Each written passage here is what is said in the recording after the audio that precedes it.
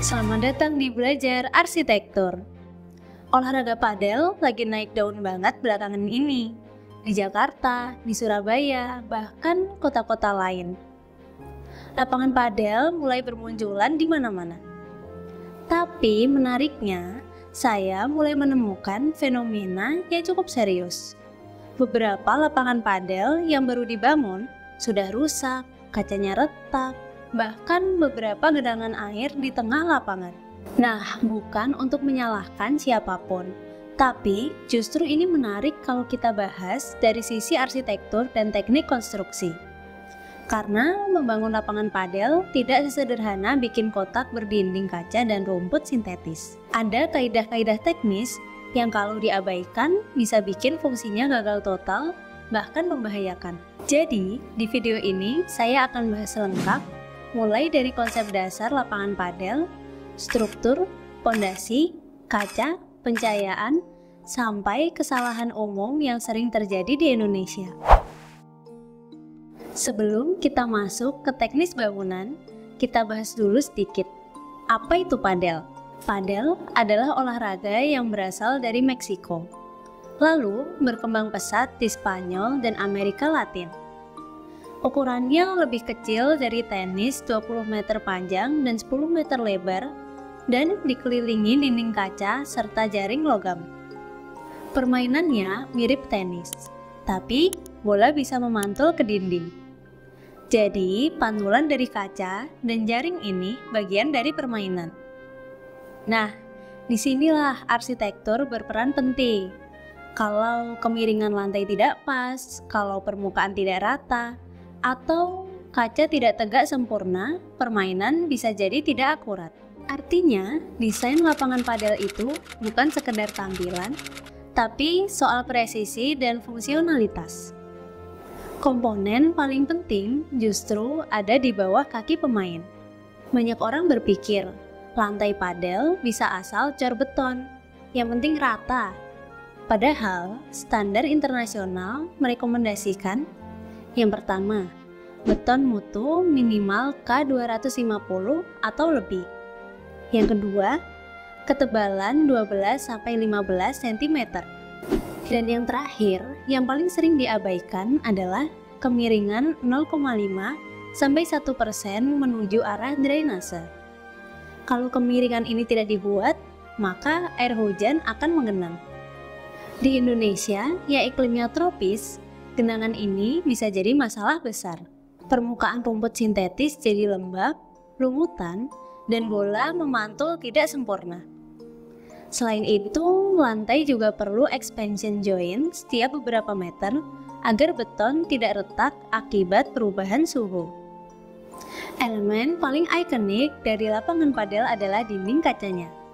Tapi, ini juga bagian paling riskan. Standar global biasanya menggunakan kaca temper 10-12 mm dengan sistem frame support dari baja galvanis. Sayangnya, di beberapa proyek, kaca dipasang tanpa rubber buffer atau rangka tidak simetris, sehingga tekanan dari angin atau getaran bisa menyebabkan retak halus yang lama-lama pecah total. Padahal, kaca temper memang kuat. Tapi, begitu ada tekanan tidak merata di ujungnya, sifat brittle failure-nya membuat ia bisa pecah seketika. Satu hal lagi yang sering salah, yaitu penggunaan besi biasa tanpa galvanis. Dalam 1 tahun di lingkungan lembab, karat bisa juga mulai muncul dan ini melemahkan kekakuan struktur kaca. Jadi, penggunaan baja galvanis atau baja dengan pelapisan anti karat bukan opsional, tapi wajib. Permukaan lapangan padel biasanya menggunakan rumput sintetis atau artificial turf dengan lapisan pasir halus di atasnya untuk menstabilkan bola. Kesalahan umum yang sering saya lihat adalah tidak adanya sistem drainase bawah tanah. Akibatnya, air terperangkap di bawah rumput sintetis dan membuat permukaannya bergelombang. Idealnya, setiap lapangan padel punya sistem catch basin dan perforated pipe di bawah lapisan beton agar air cepat keluar. Ini memang menambah biaya di awal, tapi menyelamatkan umur lapangan dalam jangka panjang. Karena padel sering dimainkan di malam hari, pencahayaan adalah elemen vital.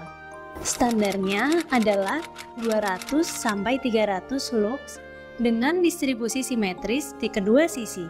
Hindari menempatkan lampu di tengah karena akan menyilaukan pemain. Kalau memungkinkan, arah lapangan sebaiknya utara-selatan agar saat main pagi atau sore, sinar mataharinya tidak langsung ke mata pemain. Terakhir, jangan lupakan aspek keselamatan.